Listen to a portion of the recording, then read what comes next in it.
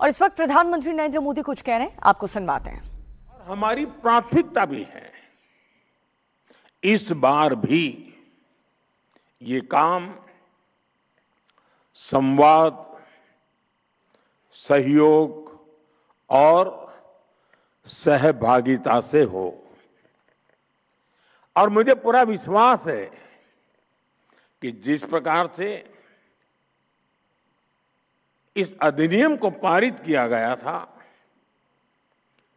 और संसद का, सदन का गौरव बढ़ा था, इस बार भी सबके सामूहिक प्रयास से संसद की गरिमा और नई ऊंचाइयों को छुएगी। देश की हर नारी को भी अच्छा लगेगा कि हर दल ने राजनीति से ऊपर उठकर उनके हित में ये महत्वपूर्ण निर्णय लिया है, काम किया है। वैसे मैं देख रहा हूं, बीते कुछ दिनों से देश भर में महिलाएं मुखर होकर इस विषय पर बात कर रही है। व्यापक रूप से एक डिबेट चल रहा है और लोकतंत्र की एक बहुत बड़ी ताकत है। विधानसभा और लोकसभा पहुंचने में उनके सपनों को, आप सबके सपनों को नए पंख मिलने जा रहे हैं।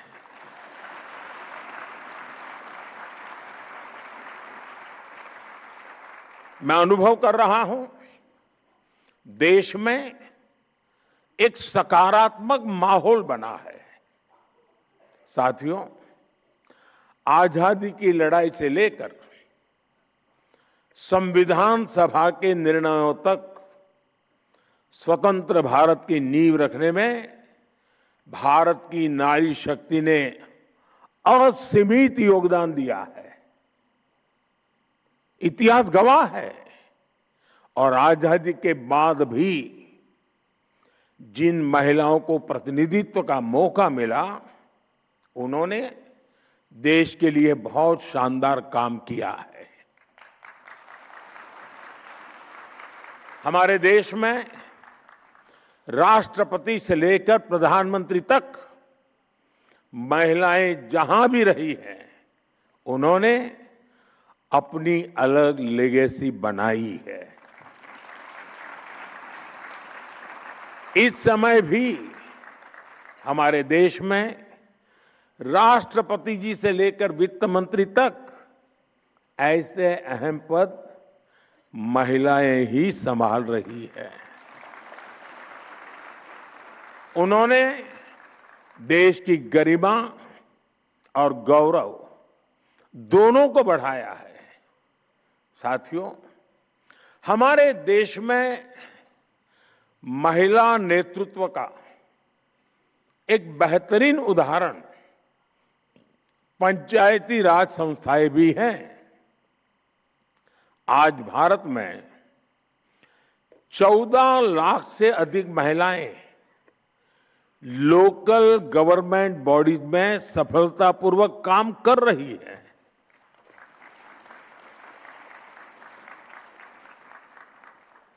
लगभग 21 राज्यों में तो पंचायतों में उनकी भागीदारी करीब करीब 50% तक पहुंच चुकी है। और मैं जब विदेश के मेहमानों से कभी इस विषय पे बात करता हूं, ये आंकड़ा सुनते उनका मुंह खुला रह जाता है।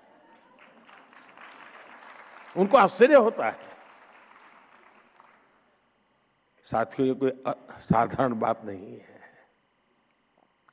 लाखों महिलाओं की राजनीति और सामाजिक जीवन में ये सक्रियता दुनिया के बड़े बड़े नेताओं और राजनीति के विशेषज्ञों को भी बहुत ही हैरान करने वाली बात होती है। और इससे भारत का बहुत गौरव बढ़ता है। साथियों, अनेक अध्ययनों में ये सामने आया है कि जब निर्णय प्रक्रियाओं में महिलाओं की सहभागिता बढ़ी तो इससे व्यवस्थाओं में भी संवेदनशीलता आई है और ये बहुत बड़ी ताकत होती है। और इसका परिणाम है पानी, शिक्षा, स्वास्थ्य, पोषण, ऐसे कई विषयों में ज्यादा समर्पण भाव से, ज्यादा संवेदनशीलता से परिणामकारी काम हुए हैं। जल जीवन मिशन, मैं समझता हूं इसकी सफलता का सबसे बड़ा उदाहरण है। इसमें पंचायत स्तर पर महिलाओं की भागीदारी की ही बहुत बड़ी भूमिका है। साथियों, हमारे लोकल बॉडीज और संस्थानों में इतने वर्षों से जो लाखों महिलाएं काम कर रही है, नेतृत्व कर रही है, उनके पास ग्रासरूट लेवल का बहुत समृद्ध और लंबा अनुभव है। वो अब और बड़ी भूमिका के लिए तैयार है और तत्पर भी है। मैं मेरा अपना निजी अनुभव बताता हूं। ये सामर्थ्य क्या होता है। मैं 2001 में नया मुख्यमंत्री बना। मुझे कोई ज्यादा अनुभव नहीं था सरकार चलाने का, शासन व्यवस्था का। एक प्रकार से मैं नया व्यक्ति था। शायद 2002 या 2003 की घटना होगी। हमारे एक विधायक मेरे पास आए, बोले मेरे क्षेत्र में एक गांव की पंचायती की बहनें आपको मिलना चाहती हैं। ये खेड़ा डिस्ट्रिक्ट, आनंद डिस्ट्रिक्ट का इलाका था जहां सरदार साहब का जन्म हुआ था। तो मैंने कहा भाई उनको पंचायत का कोई काम होगा तो पंचायत मंत्री को मिला लीजिए उनको। नहीं, बोले साहब वो आपसे मिलना चाहते हैं। मैं कहा क्यों? तो बोले पंचायत में सबकी सब मेंबर महिलाएं हैं, एक भी पुरुष मेंबर ही नहीं है हमारी पंचायत में। मैंने कहा ऐसे कैसे? बोले गांव वालों ने तय किया कि इस बार प्रधान महिला है तो मेंबर भी सब महिला, कोई पुरुष चुनाव ही नहीं लड़ा था। तो मेरा ध्यान स्वाभाविक गया। मैंने कहा भाई जरूर मैं मिलूंगा। छोटा सा गांव था, कोई शायद 13 मेंबर की पंचायत थी। तो मैंने उनको समय दिया, वो सब आए मिलने के लिए।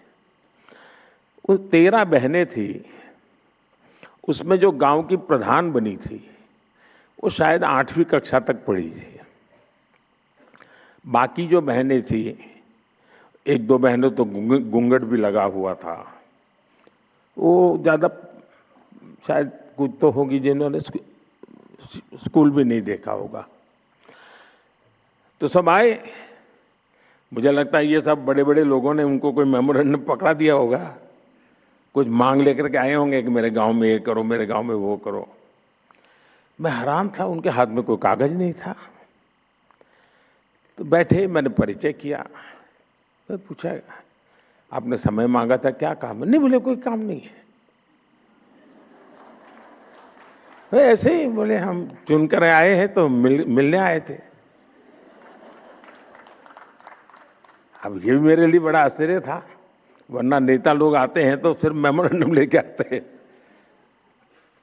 फिर मैंने उनको पूछा, अच्छा बताइए, मैंने कहा कि आपको अगर 5 साल इतना बड़ा काम मिल गया, आप सब बहनें गांव को संभालने वाली हैं, तो आपका सपना क्या है? 5 साल में क्या करोगे आप लोग?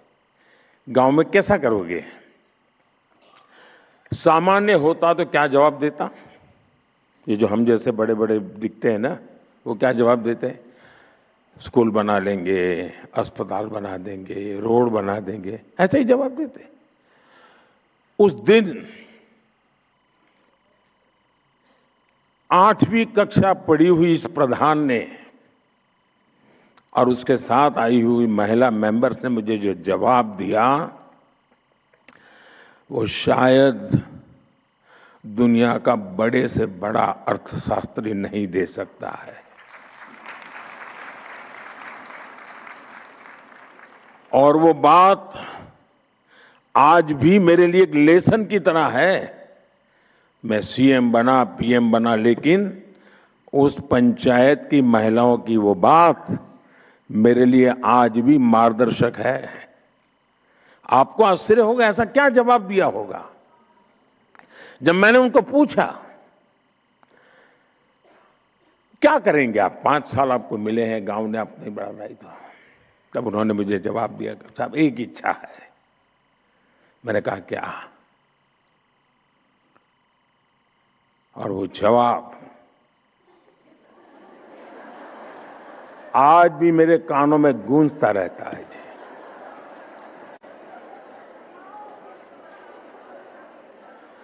उन्होंने कहा हमारी इच्छा है कि हमारे गांव में कोई गरीब न रहे।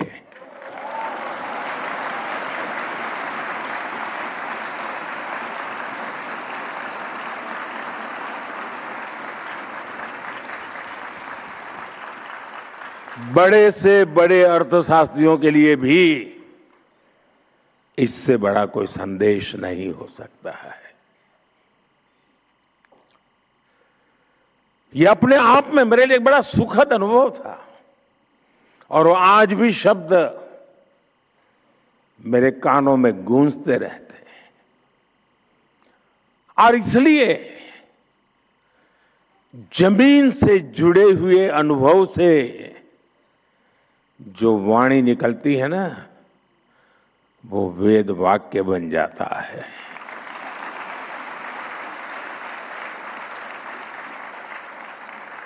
और इसीलिए साथियों, नारी शक्ति वंदन अधिनियम को लागू करना ऐसी सभी महिलाओं के जीवन का बहुत बड़ा अवसर बनने जा रहा है। अब पंचायत से आगे बढ़कर पार्लियामेंट पहुंचने का उनका सफर और आसान होने जा रहा है।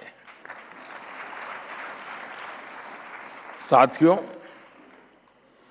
आज विकसित भारत की हमारी यात्रा में महिलाओं की भूमिका और भी अहम हो गई है।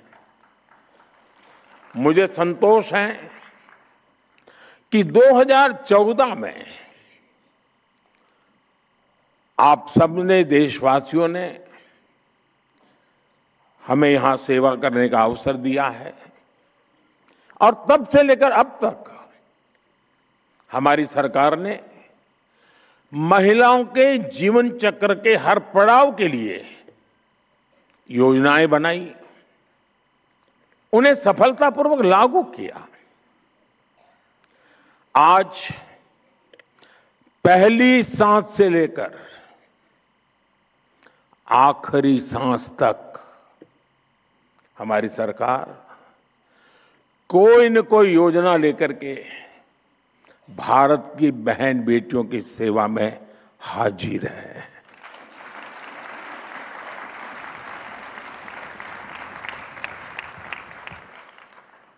गर्भ में बेटी की हत्या ना हो, इसके लिए हमने बेटी बचाओ बेटी पढ़ाओ अभियान शुरू किया। गर्भ की अवस्था में मां को सही पोषण मिले, इसके लिए हर गर्भवती मां को मातृ वंदना योजना के तहत 5,000 रुपए की आर्थिक मदद दी। जन्म के बाद बेटी को पढ़ाई में मुश्किल ना हो, इसके लिए ज्यादा से ज्यादा ब्याज मिले, ऐसी सुकन्या समृद्धि योजना शुरू की। बेटी को गंभीर बीमारी से बचाने के लिए बचपन में उसे सही समय पर टीके लगते रहे हैं, इसके लिए मिशन इंद्रधनुष शुरू किया।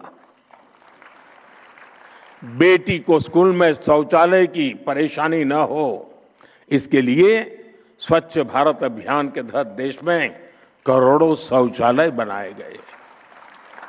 बेटी को पीरियड्स के दौरान परेशानी ना हो इसके लिए लगभग मुफ्त में सैनिटरी नैपकिन देने का अभियान शुरू किया गया। बेटी अगर स्पोर्ट्स में आगे जाना चाहती हैं तो उसे खेलो इंडिया अभियान के तहत सालाना 1 लाख रुपए तक की मदद मिल रही है। बेटी अगर बड़ी होकर भविष्य में सेना में जाना चाहे तो उसके लिए सरकार ने सैनिक स्कूल में एडमिशन के लिए दरवाजे खोल दिए। नेशनल डिफेंस एकेडमी में जाने के रास्ते खोल दिए। जीवन के आगे के पड़ाव में बेटी को रसोई में धुएं की परेशानी ना उठानी पड़े, इसके लिए हमने उज्ज्वला योजना शुरू की, करोड़ों गैस कनेक्शन मुफ्त दिए। बेटी को मीलों तक सिर पर पानी ना ढोना पड़े, इसके लिए हमने हर घर नल से जल अभियान शुरू किया। बेटी को अपने परिवार के लिए राशन की चिंता ना करना पड़े, इसके लिए मुफ्त राशन की योजना शुरू की। अपने पारिवारिक जीवन में बेटियों को इलाज की चिंता न हो, इसके लिए उन्हें 5 लाख रुपए तक का मुफ्त इलाज देने वाली आयुष्मान योजना संभव बनाई दी। 80% तक डिस्काउंट पर सस्ती दवा के लिए जन औषधि केंद्र, इन सबका सबसे ज्यादा लाभ हमारी बहनों और बेटियों को हो रहा है। साथियों, आप सभी इस बात को भली भांति जानते हैं कि भारत में महिलाओं को सशक्त करने के लिए उनकी आर्थिक भागीदारी को बढ़ाना आवश्यक है। इसलिए हमने अपनी सरकार के हर निर्णय में, हर योजना में इस पहलू का ध्यान रखा। पहले परिवार की संपत्ति मुख्य रूप से पुरुषों के नाम होती थी। घर है तो पुरुष के नाम पर, खेत है तो पुरुष के नाम पर, दुकान है तो पुरुष के नाम पर, गाड़ी है तो पुरुष के नाम पर, स्कूटर है तो भी पुरुष के नाम पर, और यह सहज चलता था। हमने पीएम आवास योजना में घरों को प्राथमिकता के आधार पर परिवार की महिलाओं के नाम पर रजिस्टर करना शुरू किया।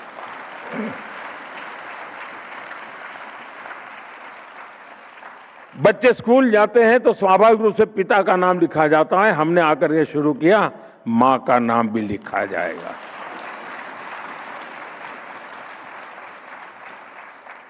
बीते 11 साल में इस निर्णय का लाभ 3 करोड़ से ज्यादा महिलाओं को अपने घर का नाम, घर खुद के मालकिन बनी है। इससे आज घरों में महिलाएं भी आर्थिक रूप से सशक्त बन रही हैं। आमतौर पर पिता और बेटा कुछ व्यापार की बात करते हैं ना, और अगर मां चाय लेके आए और थोड़ी देर खड़ी रहे, अरे तुम जाओ किचन में काम करो, हम बात कर रहे हैं। मैं गृहस्थी नहीं हूं लेकिन पता बहुत है।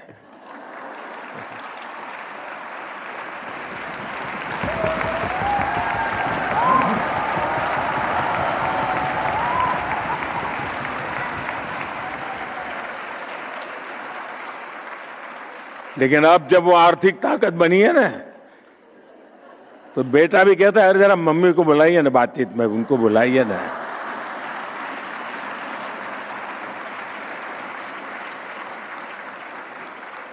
साथियों, 2014 में हमारे देश में करोड़ों महिलाएं ऐसी थी जिन्होंने कभी बैंक का दरवाजा भी नहीं देखा था।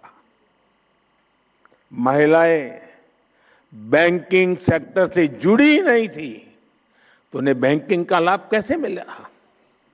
हमने जन धन योजना शुरू की तो देश की 32 करोड़ से ज्यादा महिलाओं के बैंक खाते खुले।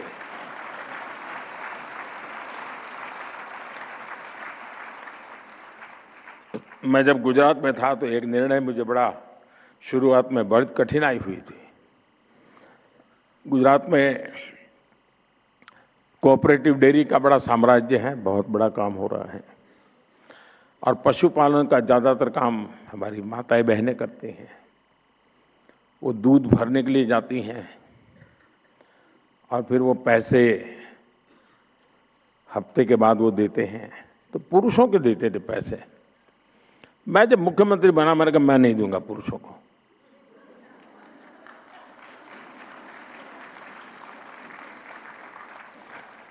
उस समय मैंने बैंकों में जो दूध भरने आने वाली बहनें थी, उनके बैंक खाते खुलवाए। और उस समय डेयरी में दूध का पैसा सीधा महिलाओं के बैंक खाते में जाने लगा।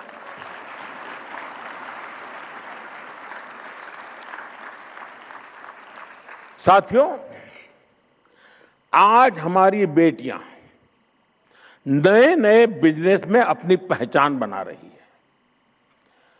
मुद्रा योजना में 60% से ज्यादा लोन्स, 60% से ज्यादा लोन्स महिलाओं ने लिए हैं। देश की स्टार्टअप रिवॉल्यूशन को भी महिलाएं लीड कर रही है। आज 42% से ज्यादा रजिस्टर्ड स्टार्टअप्स में कम से कम एक महिला डायरेक्टर है।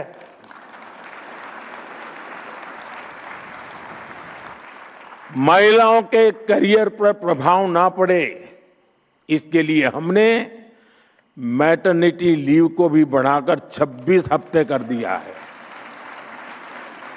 दुनिया के समृद्ध देशों में भी ये सुविधा नहीं है।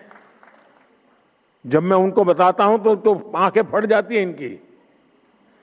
साथियों, आपको याद होगा कुछ साल पहले देश ने स्किल इंडिया मिशन लॉन्च किया था। हमने वोकेशनल ट्रेनिंग प्रोग्राम शुरू किए थे। आज उसका परिणाम हम हजारों ड्रोन दीदी के जरिए हो रही कृषि क्रांति के रूप में देख रहे हैं। मैं एक बार ये जो ड्रोन दीदी है उनके साथ वीडियो कॉन्फ्रेंस पे बात कर रहा था। गांव की बेटियां हैं, कोई बहू है, वो ड्रोन चलाने से, तो उन्होंने मुझे कहा कि अब तक तो हमें गांव में कोई बुला, अब तो बोले पायलट कह के बुलाते हैं। हमारी पहचान बन गई, हम पायलट है। यानी परसेप्शन कितना बड़ा तेजी से चेंज हो सकता है एक छोटे से निर्णय से। महिलाएं टेक्नोलॉजी के जरिए आधुनिक खेती करना सीख रही हैं।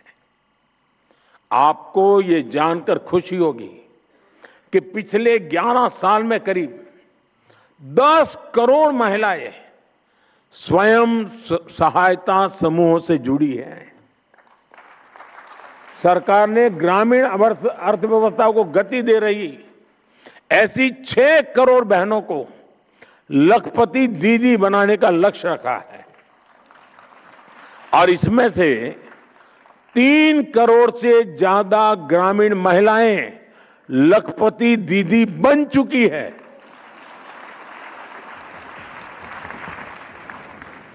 और जो विमेन सेल्फ हेल्प ग्रुप है, उनको बैंकों से पैसा मिलता है काम के लिए। और आप जानकर के खुश हो जाएंगे,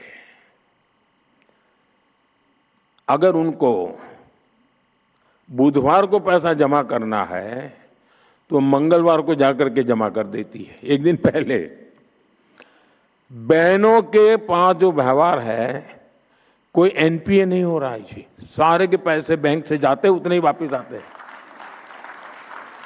और मैंने देखा है, मैंने शासन में आने के बाद बैंकों के कारोबार में गरीबों की अमीरी भी देखी है और अमीरों की गरीबी भी देखी है।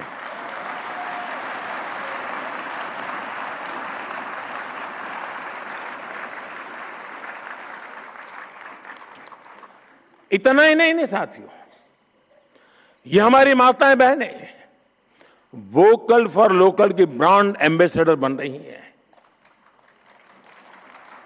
बहनों, विमेन लेड डेवलपमेंट के विजन की बहुत बड़ी सफलता यह है कि इसने महिलाओं के प्रति पुरानी सोच को चुनौती दी है। अब G20 समिट हमारा जब चल रहा था, हम चेयर कर रहे थे,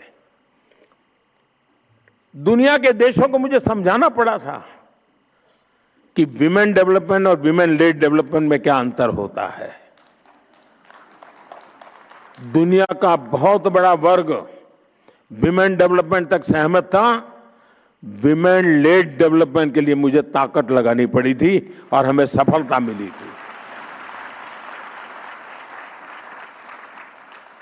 इस सोच का परिणाम है कि आज महिलाएं उन सेक्टर्स में भी बुलंदियों को छू रही हैं जहां कभी पुरुषों का एकाधिकार माना जाता था।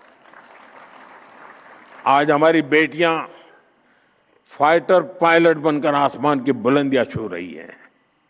आज भारत में विश्व के किसी भी देश की तुलना में, यह आंकड़ा भी आपको खुश कर देगा, विश्व के किसी भी देश की तुलना में महिला पायलटों का प्रतिशत सबसे अधिक हिंदुस्तान में है।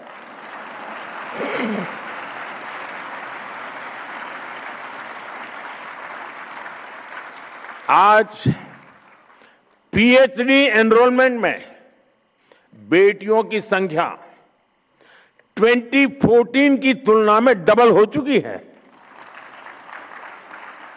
हायर एजुकेशन और रिसर्च में करीब करीब आधी भागीदारी हमारी बेटियों की है।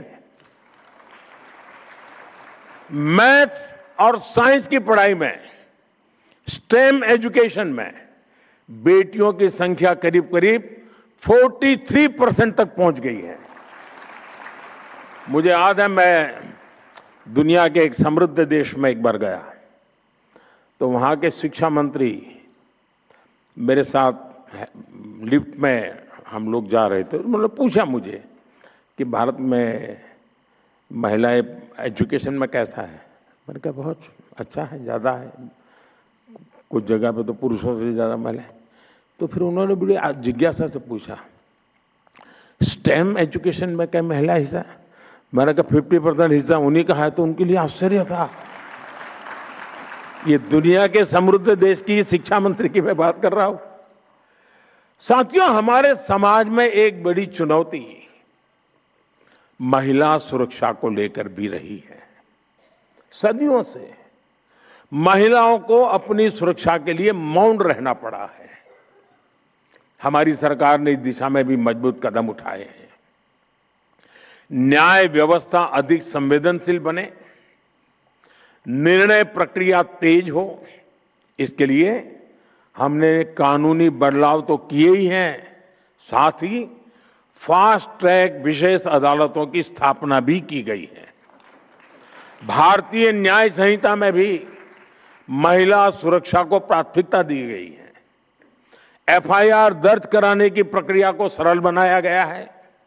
अब किसी भी स्थान से ई-एफआईआर या जीरो एफआईआर दर्ज की जा सकती है। पीड़िता के बयान को ऑडियो वीडियो के माध्यम से रिकॉर्ड करने जैसी व्यवस्था लागू की जा गई है।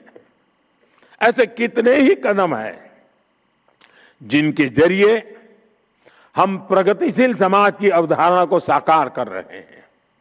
साथियों, जीवन के हर पड़ाव, हर चिंता, सुख दुख, हर अवसर पर ऐसी हर परिस्थिति में ध्यान देते हुए हमारी सरकार ने अनेक छोटे बड़े कदमों से महिलाओं को सशक्त किया है। इसी का परिणाम है देश अब अपने लोकतंत्र को नई बुलंदी पर लेकर जाने के लिए तैयार है।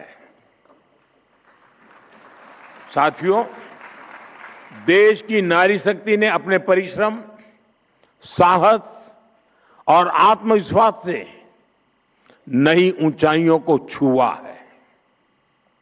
अब हमें मिलकर इस शक्ति को नई ऊर्जा देनी है। उसके लिए अवसरों का विस्तार करना है। मैं आज इस मंच से देश की माताएं, बहनें, बेटियां सबको विश्वास दिलाना चाहता हूं कि देश उनकी आकांक्षाओं को समझता है और उनके सपनों को साकार करने के लिए हर आवश्यक कदम उठा रहा है।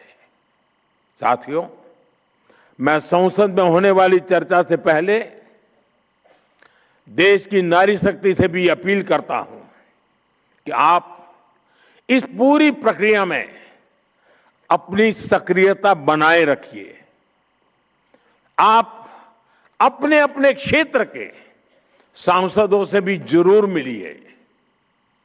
देश की महिलाएं अपने सांसदों से अपना पक्ष रखें, अपनी अपेक्षाएं उन्हें बताएं और जिस दिन वो सदन में आने के लिए अपने यहां से निकले तो जरा फूलमालाएं देकर के उनको विदाई भी दीजिए।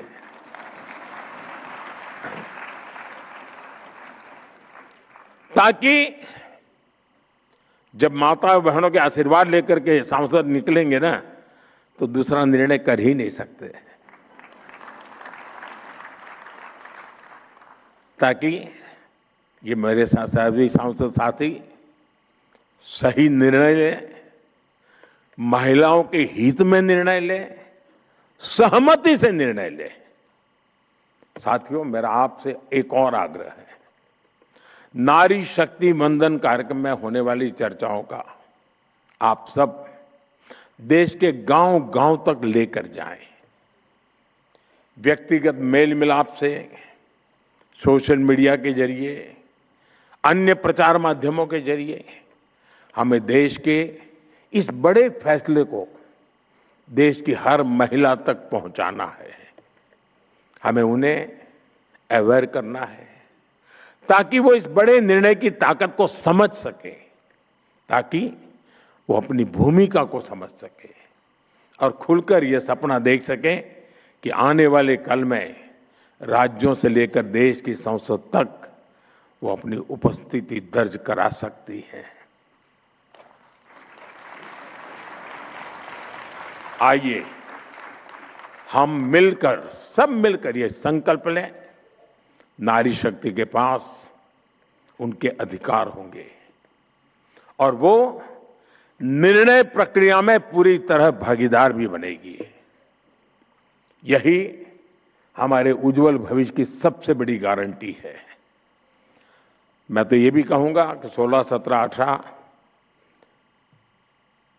वो तो स्पीकर महोदय के अधिकार का क्षेत्र है, लेकिन मैं तो चाहूंगा कि उस समय दर्शक दीर्घा महिलाओं से ही भरी रहे।